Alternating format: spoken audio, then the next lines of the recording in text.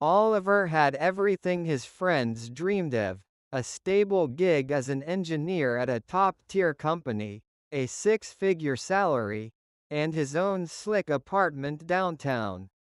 His life was a perfectly paved, four-lane highway where every exit was predictable and every mile marker was right on schedule.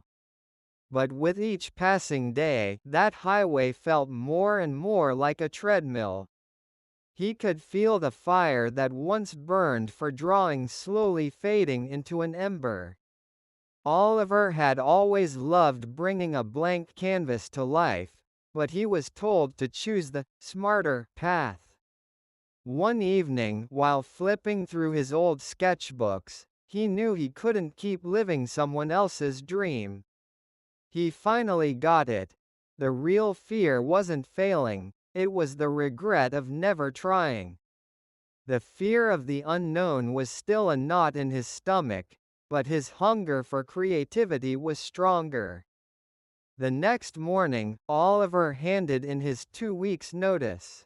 The decision blindsided everyone, but for him, it was the first real breath he'd taken in years.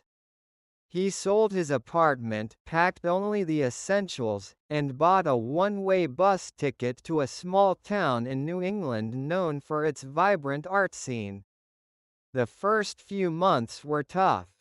His new place was tiny, and the financial pressure was a daily reality check.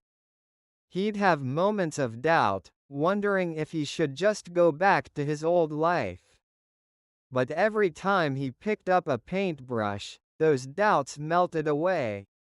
He painted sunrises over rolling hills, old farmhouses that whispered forgotten stories, and the faces of people he met in local coffee shops. He had no clue if he'd ever make it big or even if he'd earn a living from his passion, but he was happy again. He wasn't on a highway anymore, he was forging his own trail through the woods. A year later, his work was featured in a gallery show.